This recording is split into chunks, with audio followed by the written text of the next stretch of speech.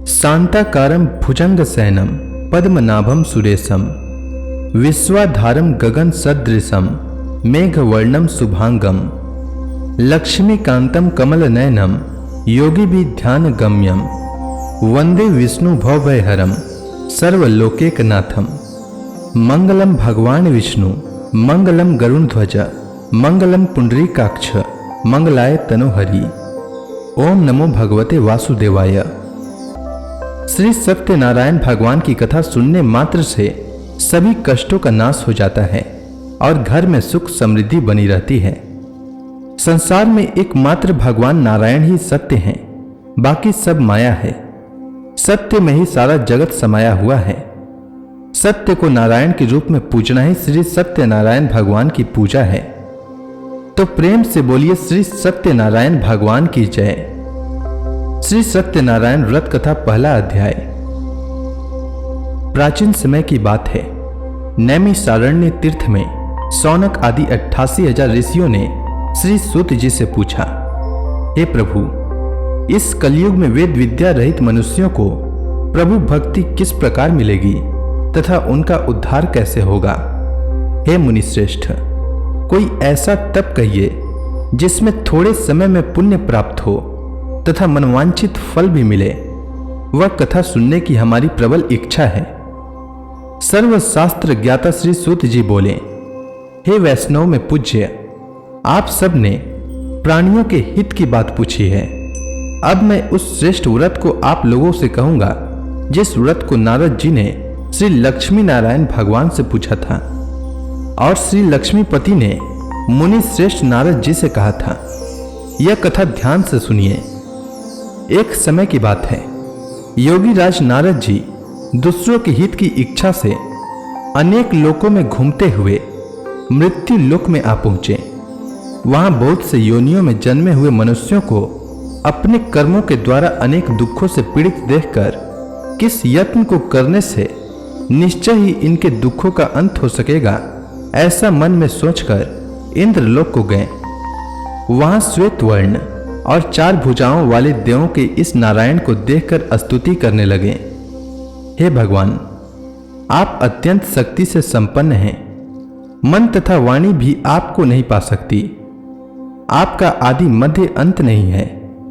आप निर्गुण स्वरूप सृष्टि के कारण भक्तों के दुखों को नष्ट करने वाले हो। आपको मेरा नमस्कार है। तब लक्ष्मी नारायण भगवान ने कहा, हे मुनिश्रेष्ठ, आपके मन में क्या है? आपका किस काम के लिए आगमन हुआ है? निसंकोच कहिए।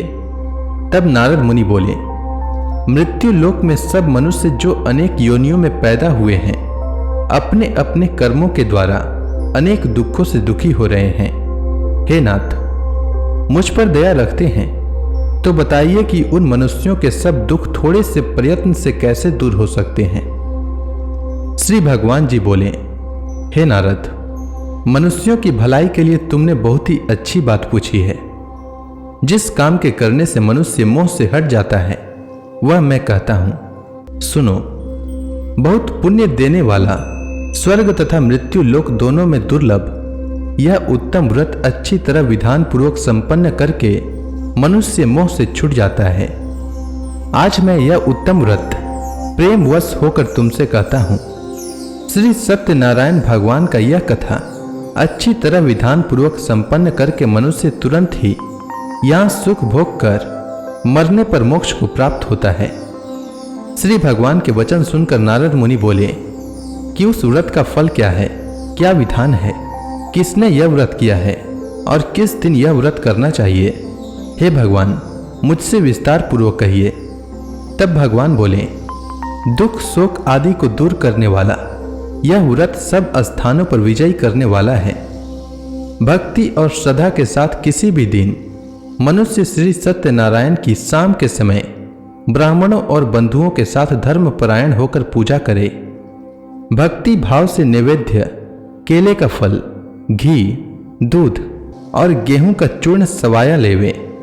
गेहूं के अभाव में साठी का चूर्ण, शक्कर अथवा गुड़ लें तथा भक्ति भाव से भगवान का स्मरण करता हुआ समय व्यतीत करे। इस तरह इसे करने पर मनुष्यों की इच्छा निश्चय पूरी होती है।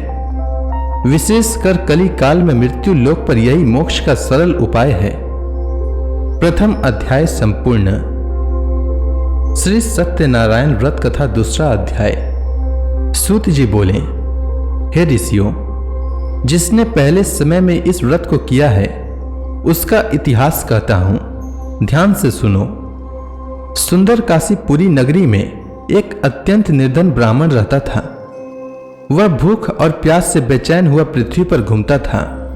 ब्राह्मणों से प्रेम करने वाले श्री भगवान ने ब्राह्मण को दुखी देखकर बुढ़े ब्राह्मण का रूप धारण कर उसके पास जाकर आदर के साथ पूछा, हे विप्र, तुम नित्य ही दुखी होकर पृथ्वी पर क्यों घूमते हो?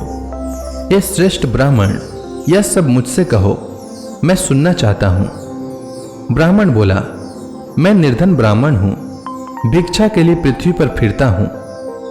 हे भगवान, यदि आप इससे छुटकारा का उपाय जानते हो तो कृपा कर कहो।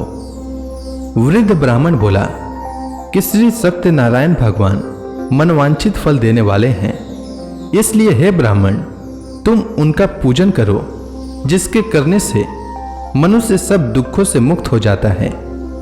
ब्राह्मण को व्रत का सारा विधान बतलाकर बुढ़े ब्राह्मण का रूप धारण करने वाले श्री सत्यनारायण भगवान अंतर्ध्यान हो गए। जिस व्रत को वृद्ध ब्राह्मण ने बतलाया है मैं उसको करूंगा, ऐसा निश्चय कर उस ब्राह्मण को रात में नींद नहीं आई।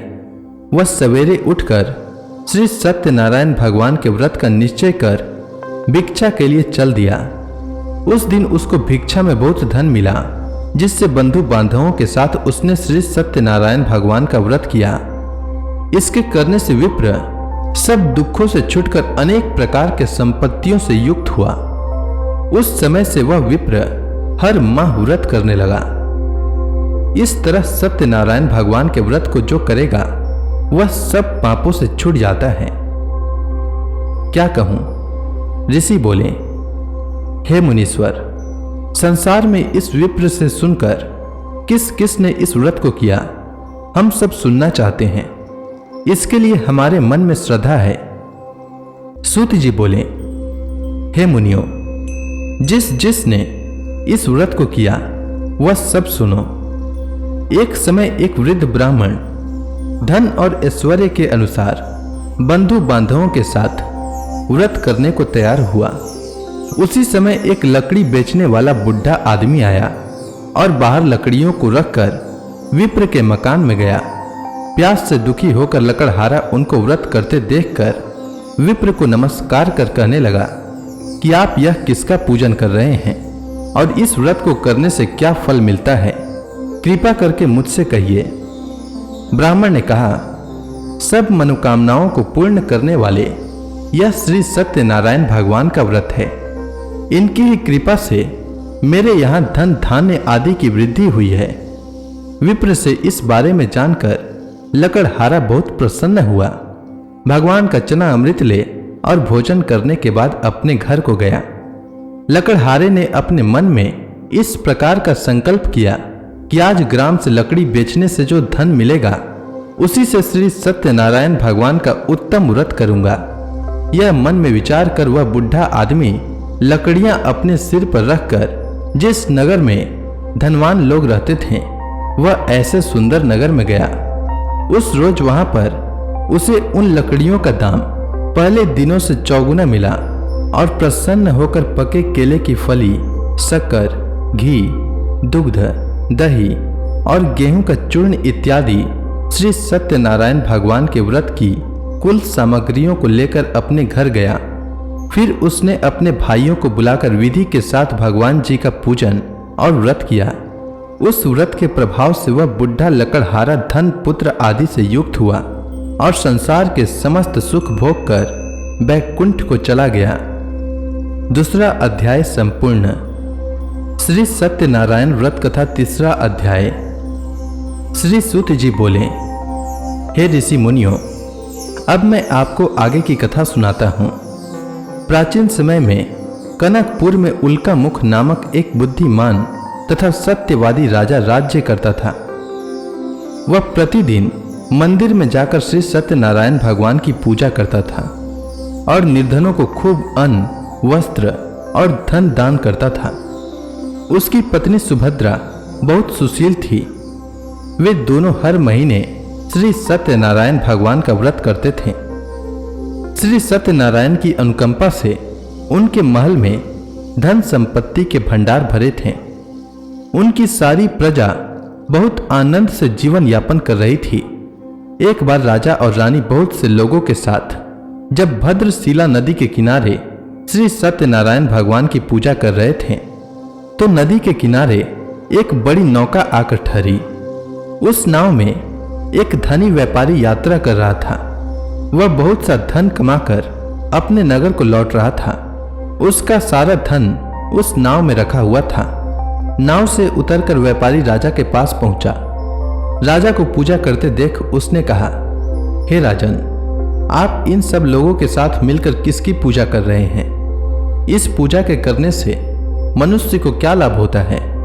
राजा ने व्यापारी से कहा, हम हर पूर्णिमा को सत्यनारायण भगवान का व्रत करते हैं और फिर पूजा अर्चना के बाद भगवान का प्रसाद लोगों को बांटकर स्वयं भी प्रसाद ग्रहण करते हैं। सत्यनारायण भगवान की पूजा से निसंतान को संतान प्राप्त होता है और दुखियों के दुख दूर होते हैं। राजा की बात सुनकर व्यापारी ने कहा, हे राजन, मैं श्री सत्यनारायण भगवान का व्रत करना चाहता हूं।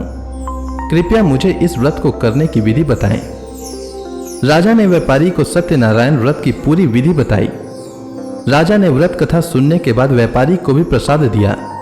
श्री सत्यनारायण भगवान का स्मरण करते हुए व्यापारी ने प्रसाद ग्रहण किया और वापस लौटकर अपनी पत्नी लीलावती से कहा, हमारी कोई संतान नहीं है।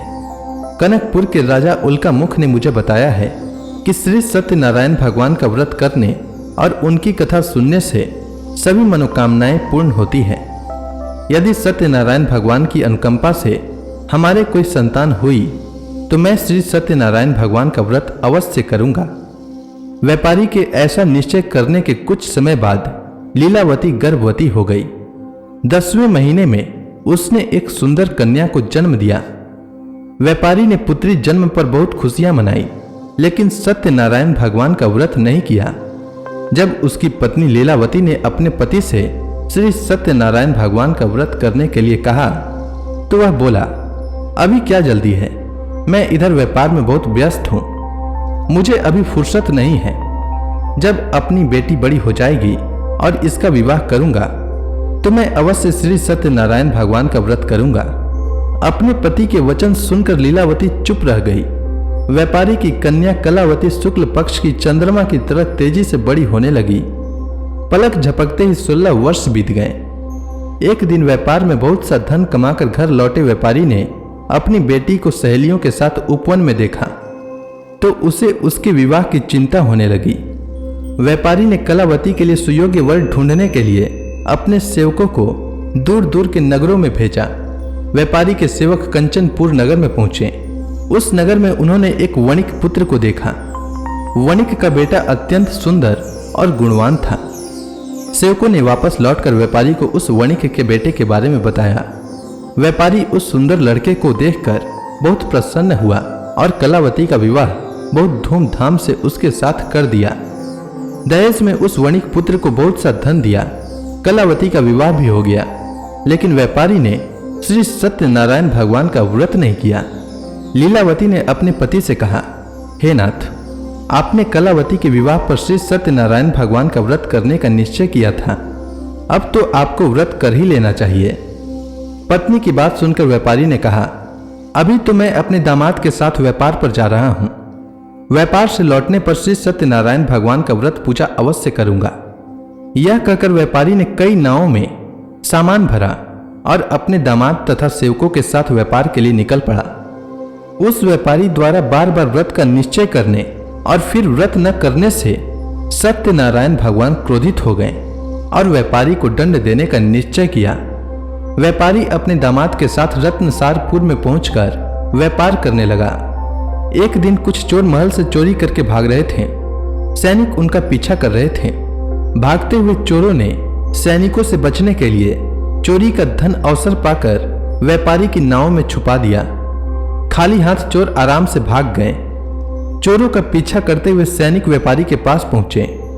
उन्होंने व्यापारी की नावों की तलाशी ली तो उन्हें राजा का चोरी किया गया धन मिल गया। तब सैनिक व्यापारी और उसके दामाद को बंदी बनाकर राजा के पास ले गए। राजा ने उन दोनों को बंदी गृह में डाल दिया और उनका सारा धन ले लिया। श्री सत्यनारायण भगवान के प्रकोप से उधर लीलावती पर भी मुसीबतों का पहाड़ टूट पड़ा। उसके घर में चोरी हो गई और चोर सारा धन चुरा कर ले गए। घर में खाने के लिए अन्न भी नहीं बचा था। भूख प्यास से व्याकुल होकर व्यापारी की बेटी कलावती एक ब्राह्मण के घर गई। उस ब्राह्मण के घर में श्री सत्यनारायण भगवान की व्रत कथा हो रही थी। उसने भी वहां बैठकर व्रत कथा का श्रवण किया और प्रसाद लिया। घर लौटकर कलावती ने अपनी मां लीलावती को सारी बात बताई।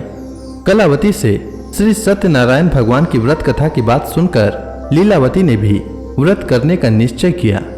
अगले दिन लीलावती ने अपने परिवार और आसपास के लोगों के साथ श्री सत्यनारायण भगवान की पूजा की।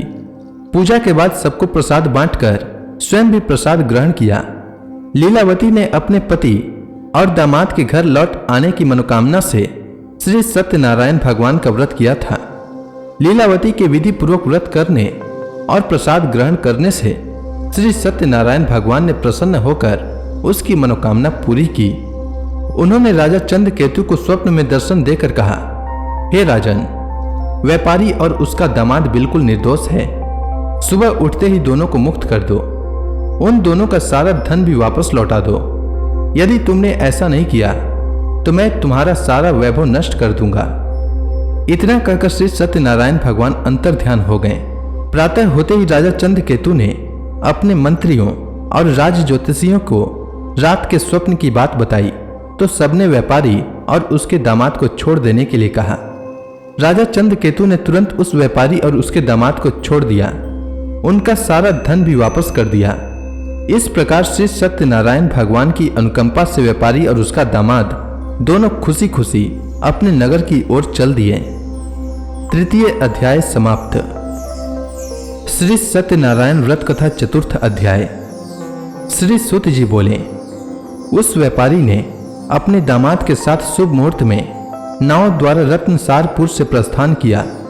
लंबी यात्रा करने के बाद व्यापारी ने एक नगर के किनारे नाव को रोककर भोजन किया और फिर दोनों विश्राम करने लगे। तभी श्री सत्यनारायण भगवान साधु के रूप में व्यापारी के पास पहुंचे और पूछा, हे वणिक, तेरी नाव में क्या सामान लदा हुआ है? व्यापारी ने मन ही मन सोचा, दंडी साधु अवश्य ही कुछ मांगने की इच्छा से सामान के बारे में पूछ रहा है। यह सोचकर व्यापारी ने झूठ बोला, हे दंडी स्वामी, मेरी नाव में तो बेल और पत्ते भरे हुए हैं। व्यापारी के झूठे वचन सुनकर सत्यनारायण भगवान ने क्रोधित होते हुए कहा, हे वैश्य, जो तुमने कहा है वही सत्य होगा। इतना कहकर सत्यनारायण भगवान कुछ दूर जाकर अंतर ध्यान हो गए। उधर व्यापारी दंडी साधु को वहां से खाली हाथ लौटाकर बहुत प्रसन्न हुआ। लेकिन जब व्यापारी ने अपनी नाव में बेल और पत्ते भरे हुए देखे तो वह जोर जोर से विलाप करने लगा और मन ही मन अपने झूठ बोलने पर प्रायश्चित करने लगा। रोते रोते व्यापारी मूर्छित हो गया। कुछ देर बाद जब उसकी मूर्छा नष्ट हुई तो वह फिर विलाप करने लगा। तब उसके दामाद ने कहा, आप इतना दुखी मत होइए, यह सब उस दंडी साधु के शाप के कारण हुआ है। अतः वह दंडी महाराज हमें इस विपत्ति से छुटकारा दिला सकते हैं। दामाद के वचन सुनकर व्यापारी दंडी साधु की तलाश में चल दिया। कुछ देर ढूंढने पर उसे एक वृक्ष के नीचे दंडी साधु के रूप में सत्यनारायण भगवान मिल गए। व्यापारी ने दंडी साधु के चरणों पर गिरकर झूठ बोलने की क्षमा मांगी। दंडी स्वरूप सत्यनारायण भगवान बोले, हे वणिक पुत्र, तेरे बार बार झूठ बोलने के कारण ही मैंने तुझे इतना दंड दिया है। तूने बार बार सत्यनारायण भगवान अर्थात मेरी पूजा करने के लिए कहा, लेकिन कभी पूजा की नहीं। व्यापारी ने तब हाथ जोड़कर कहा, हे भगवान, आप तो दिन दुखियों के कष्ट दूर करने वाले हैं, सबकी मनोकामनाएं पूरी करते हैं। मेरी इस गलती को भी क्षमा करिए। आपके रूप को तो ब्रह्मा जी भी नहीं जान पाते, फिर भला मैं अज्ञानी कैसे आपकी लीला को समझ पाता। अब मैं जीवन में कभी झूठ नहीं बोलूंगा। सदैव श्री सत्यनारायण भगवान का व्रत और पूजा किया करूंगा। आप मुझ पर अनुकंपा करें। व्यापारी की क्षमा याचना सुनकर दंडी साधु ने उसे क्षमा कर दिया। उसी समय व्यापारी की नाव में भरे हुए बेल और पत्ते धन धान्य में परिवर्तित हो गए। व्यापारी ने अपने सेवकों के साथ अगले दिन श्री सत्यनारायण भगवान का व्रत करके उनकी पूजा की। सबको प्रसाद वितरित करके स्वयं भी प्रसाद ग्रहण किया। उसके बाद व्यापारी ने अपने नगर की ओर प्रस्थान किया। अपने नगर में पहुंचकर व्यापारी ने एक सेवक को अपने घर भेजा। सेवक ने उसके घर पहुंचकर लीलावती को सूचित किया। उस समय लीलावती और कलावती दोनों श्री सत्यनारायण भगवान की पूजा कर रही थीं। पति और दामाद के लौट आने का समाचार सुनकर लीलावती ने पूजा पूरी करके प्रसाद ग्रहण करने के बाद कलावती से कहा, बेटी, मैं नदी के किनारे जा रही हूं, तू घर का काम पूरा करके आ जाना। यह कहकर लीलावती नदी की ओर चल पड़ी। परंतु कलावती पति से मिलने की खुशी में प्रसाद ग्रहण किए बिना ही घर से निकलकर नदी के किनारे जा पहुंची। उसके प्रसाद ग्रहण न करने के कारण सत्यनारायण भगवान क्रोधित हो गए। उन्होंने व्यापारी की नाव को नदी में डुबो दिया। अपने पति को वहां न देखकर कलावती ने जोर जोर से रोना शुरू कर दिया। तब व्यापारी ने कहा, पुत्री, अवश्य ही तुझसे कोई भूल हुई है। उस भूल के कारण ही श्री सत्यनारायण भगवान ने तुझे यह दंड दिया है। तब व्यापारी ने सत्यनारायण भगवान से प्रार्थना की, हे भगवान, मेरे परिवार के किसी स्त्री पुरुष से कोई भूल हुई हो तो उसे अवश्य क्षमा कर देना। तभी आकाशवाणी हुई, हे वणिक पुत्र, तेरी कन्या मेरा प्रसाद ग्रहण किए बिना ही चली आई है। यदि अब घर पहुंचकर तेरी कन्या प्रसाद ग्रहण करके वापस आए तो उसे पति के दर्शन होंगे और डूबी हुई नावें भी जल के ऊपर आ सकेंगी। कलावती ने वैसा ही किया। उसके प्रसाद ग्रहण करके वापस लौटने पर नावें जल के ऊपर आ गई। दामाद भी सुरक्षित नदी से निकल आया। घर लौटकर व्यापारी ने अपने परिवार और बंधु बांधवों के साथ मिलकर विधि अनुसार श्री सत्यनारायण भगवान की पूजा की, जिसके बाद उसकी सभी मनोकामनाएं पूरी हुई और वह आनंद पूर्वक जीवन यापन करता हुआ विष्णु लोक को चला गया। चतुर्थ अध्याय समाप्त। श्री सत्यनारायण व्रत कथा पंचम अध्याय। श्री सूत जी बोले, हे ऋषि मुनियों, मैं और भी कथा सुनाता हूं। कौशलपुर में एक राजा था तुंगध्वज। उसकी प्रजा उसकी छत्र छाया में आनंद पूर्वक रह रही थी।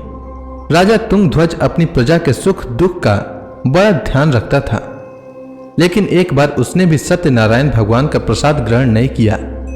तब सभी को चिंताओं से मुक्त करके धन संपत्ति से भंडार भरकर प्राणियों को जीवन के सभी सुख देने वाले श्री सत्यनारायण भगवान ने राजा को प्रसाद ग्रहण न करने का दंड दिया।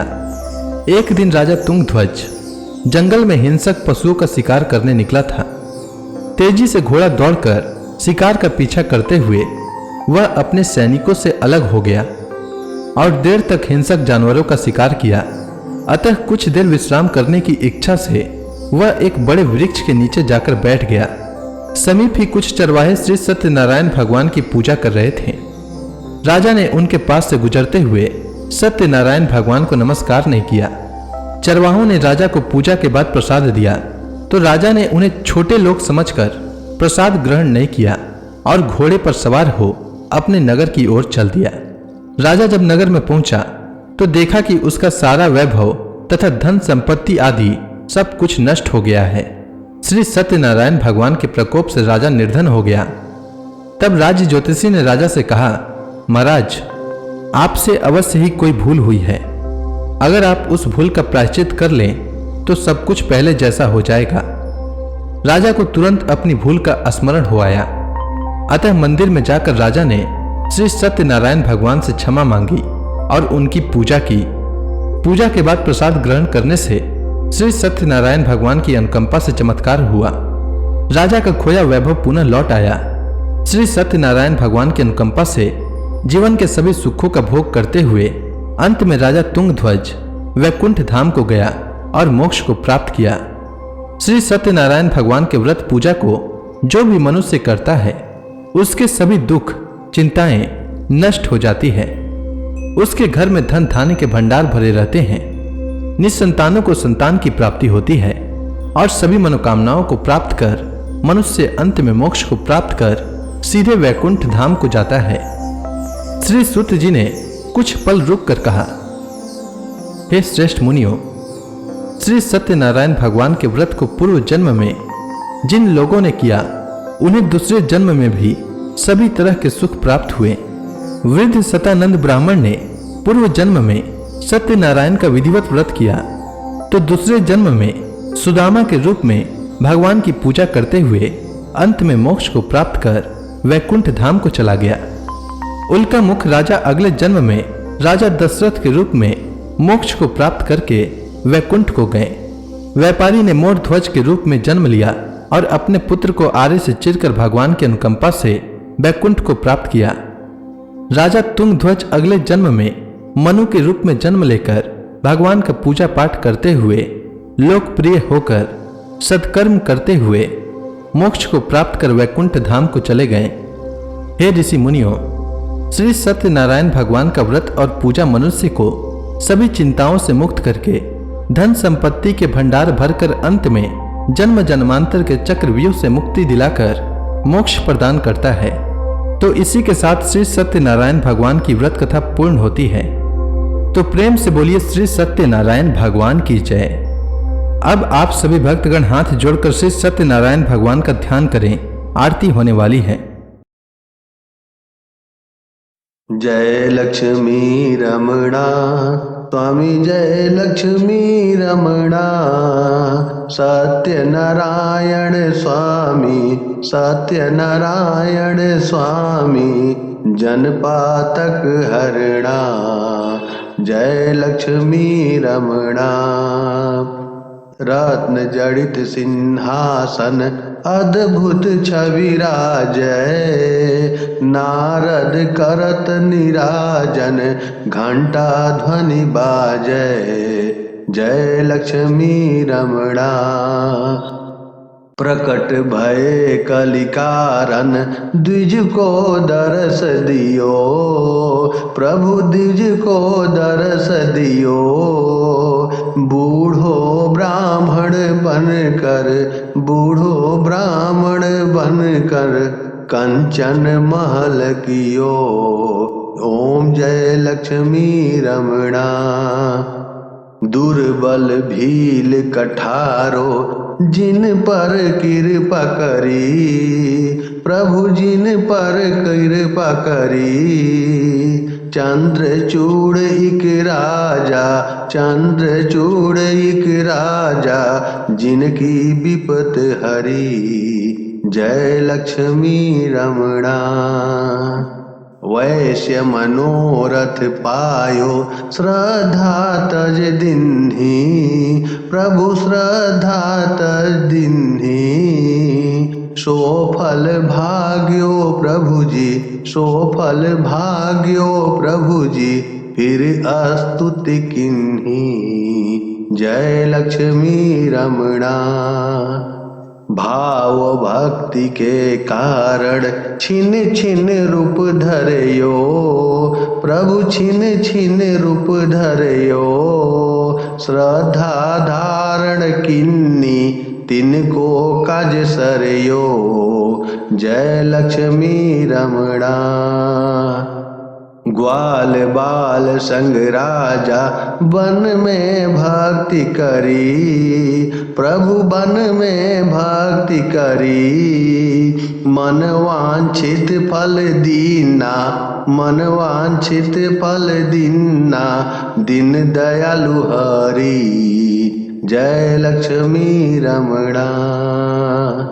चढ़त प्रसाद सवायो कदली फल मेवा, प्रभु कदली फल मेवा, धूप दीप तुलसी से राजी सत्य देवा, जय लक्ष्मी रमणा। सत्य नारायण जी की आरती जो कोई नर गावे, प्रभु आरती जो कोई नर गावे, रिद्धि सिद्धि सुख संपत्ति, रिद्धि सिद्धि सुख संपत्ति जी भर के पावे, जय लक्ष्मी रमणा। प्रेम से बोलिए सत्यनारायण भगवान की जय।